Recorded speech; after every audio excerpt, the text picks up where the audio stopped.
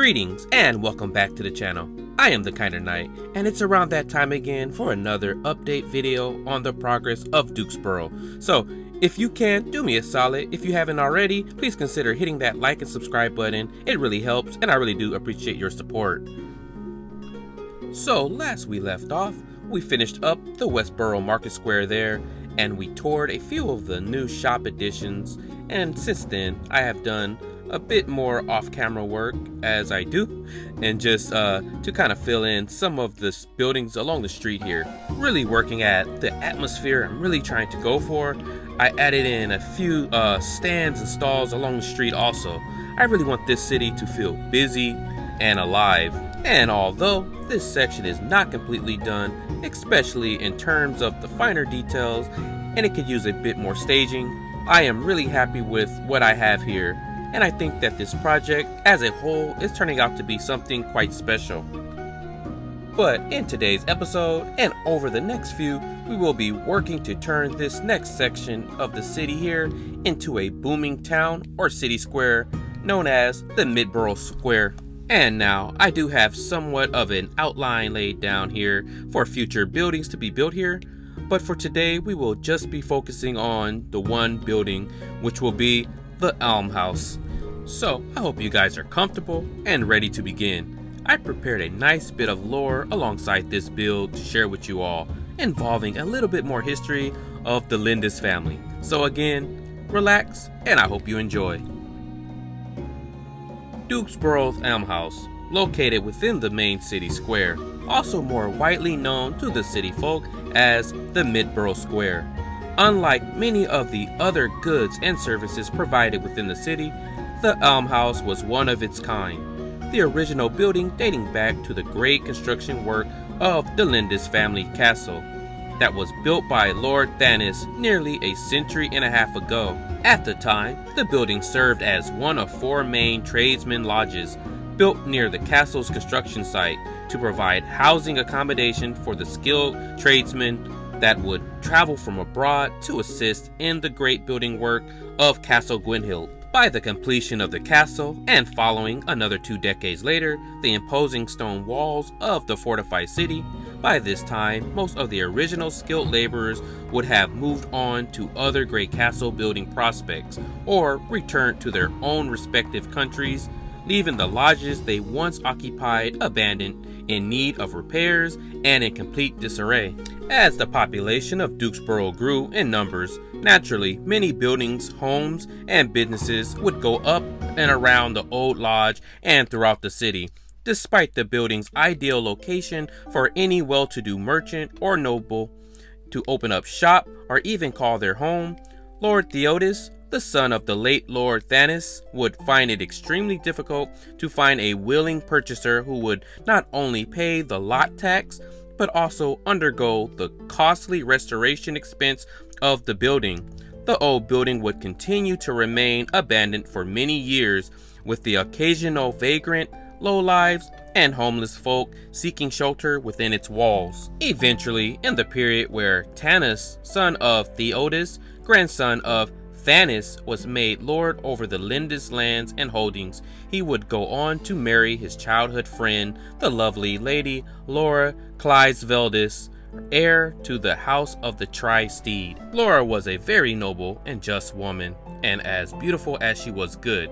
Her ancestral coat of arms would depict 3 mirrors leading the other on a round field, symbolizing the virtues of the house Clydesveldis: strength, grace, and endurance, the 3 virtues she would strive to live her life by. Being the lady of the castle and a new mother of twins, Lady Laura did not receive many opportunities to leave the castle and visit the city more or less unattended. One day, while Lord Tanis was away, she would decide to finally break free of the monotony of day-to-day castle life. Escorted by castle guard, Laura, along with the twins, would venture into the city to the Westboro district to purchase some of their favorite honey cakes from the bakery there. On the way to the Westboro markets, her wagon carriage was cut off by a boy clutching a loaf of bread, being pursued by a couple of city guards.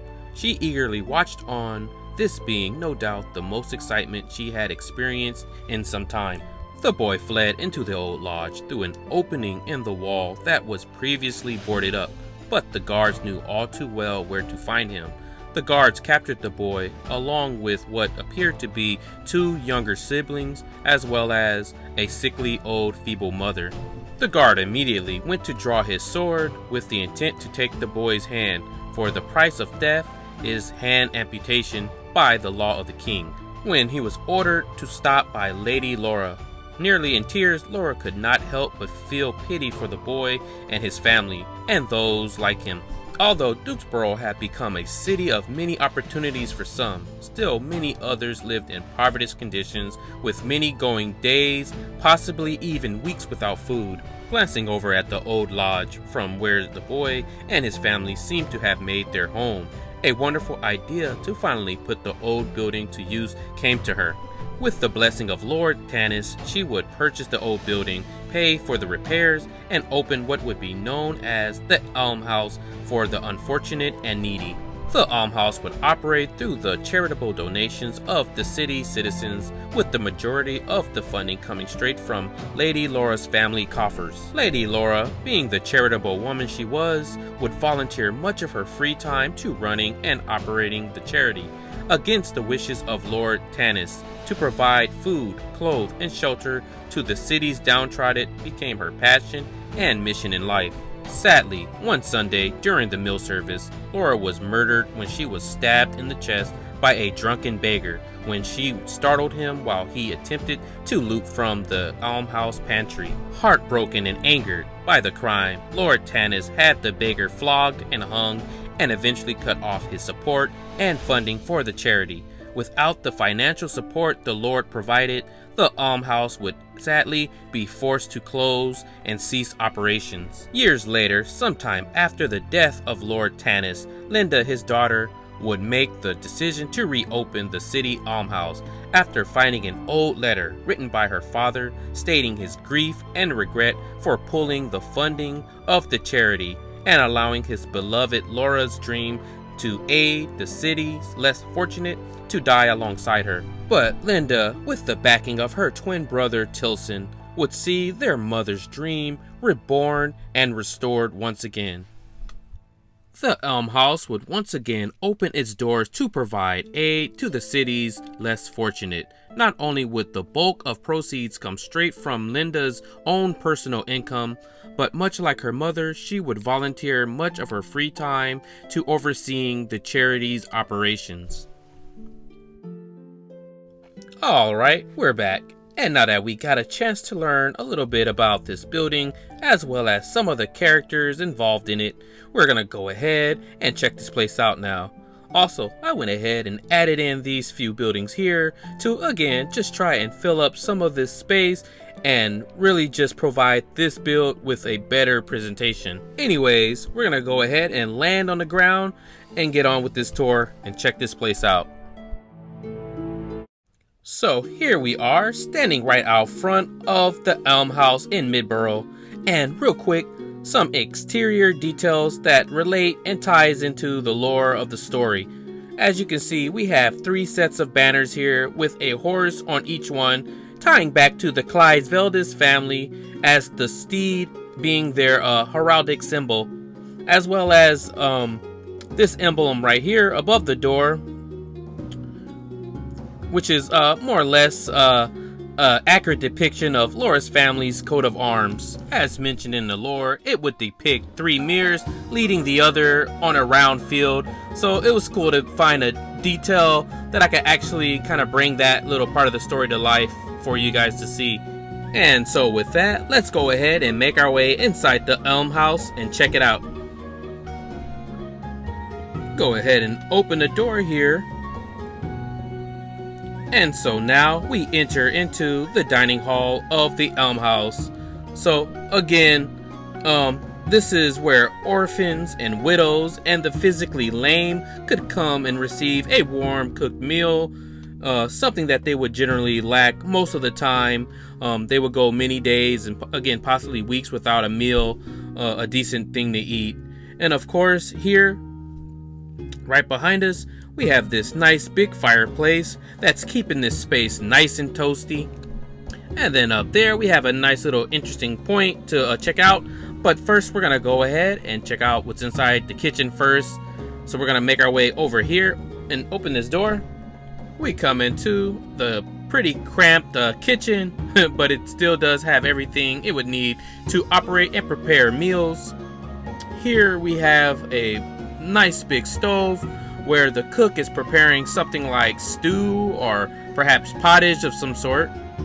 And then here on the wall we have possibly notes and recipes that the chef could look over and follow to create and cook certain meals.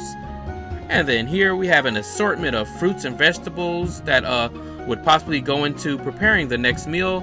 We got some chopped veggies on the floor that maybe spilled over.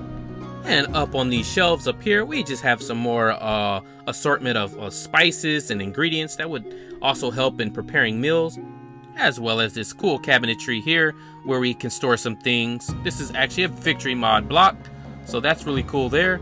And then here up on the walls, we have some more kitchen utensils, really just pulling together the whole kitchen vibe. And I really like the way this place turned out, and I'm really happy with it. So that's about all I can show you in here. And for time's sake, we're gonna go ahead and move on. So let's go ahead and head out of here. So again, when it was time for meal service, the needy would all come here and be seated around these tables. Lady Laura and now her daughter Linda would help bring out food to everyone and make sure everyone had something to eat and drink. And hopefully everyone that would be here in attendance would receive enough to eat and drink, and their bellies would be nice and full. And so while they would be eating and enjoying their meals, and because the Elm House is usually operating on Sundays, up here we would have a place where a friar or a priest would come, and while the people would eat, he would pray over them and, you know, deliver the Sunday service, because most of these people that would be here, they wouldn't have a chance to make it over to the city chapel or for Sunday services.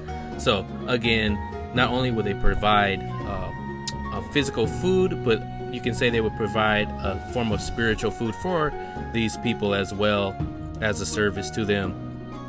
And so the priest or friar would sit here in his chair when he's not delivering a sermon, and then here he keeps some of his books and tomes that he would read from. And so that's that. We're gonna go ahead and head up. So up here we have the more communal sleeping quarters, and although all would be welcome here, but the beds on this floor would be reserved and prioritized for the sickly, the lame, or homeless, orphans and widows, especially on those colder nights. And now the beds aren't much, but they would be well received by the people who would ideally come here to would be sleeping here. And so we do have, again, some simple burlap sack beds here. And now this is not an accurate representation of how many people would actually be able to sleep up here. This was just all the beds I could, you know, fit as far as Minecraft goes. But I would say anywhere between 30 to 40 to maybe even 50 people would ideally be able to fit and all sleep up in this area. And so moving on, we have this kind of scaffolding area here where we have this ladder where if we climb up, we just have some more storage space and more things and supplies for the Elm House stored. And I did went ahead and tried to make the roof look and feel as realistic and detailed as I can. I really liked how that turned out as well, so I wanted to show you guys that. But now we're gonna go ahead and head on down and finish off the tour in the pantry area. So we're gonna go ahead and down through this way here, we'll make our way into the pantry. Go ahead and open the door. So now here we are in the pantry or cellars of the Elm House. I really have to say, I really love how this space turned out. It's possibly my favorite part of this whole build down here. It really feels like a medieval cellar, I think. So again, everything down here would have been through donations, but mostly provided by the Lindis family, or more specific, through Linda Lindis, as she does provide the bulk of expenses to keep the place operating and open. And then over here behind us we have some barrels of ale and beer and presumably water, maybe some cheap wine in there too that was donated. And then over here we have some more assortment of fruits and veggies. And then here we have this cabinetry where possibly donated clothes and blankets are kept that could be passed out to the needy. Then on the floor here, there's pairs of boots or shoes, and all over the place. You might have already noticed them because again, occasionally shoes would be provided that were donated to the Elm House to go to the needy peoples and families, because a lot of the poor wouldn't likely have a decent pair of shoes to wear. And now a neat little Easter egg. Here we have what appears to be blood stains, again tying back into the lore, as Lady Laura was murdered while trying to stop a drunken beggar from looting the cellars down here, when she surprised and startled him, and he ended up stabbing her in the chest, sadly. So here's where Linda would have fell to the floor here, bleeding out, and then trying to crawl away and towards the door there, leaving that trail of blood, where she would have then eventually expired right here. So sad ending to a very noble person, but you know, that's kind of how life can be at times. You could be good and do good deeds and still, you know, things can happen, I guess. But anyways guys, that's all I had prepared for you, and I'll end it at that. I hope you guys enjoyed this episode and the lore. I hope you got a chance to learn a little bit more about the Linda's family, namely the mother, Laura, and how she impacted the lives of not just her husband and children, but her subjects as well in a positive way. And also, I would like to thank you guys all for sticking around and joining me in this episode. Also, I do apologize for the time lapse. I am using a new mod that I'm still trying to get used to, but I promise it'll get better eventually. But until next time we meet, this has been the Kinder Knight, and I bid you a farewell.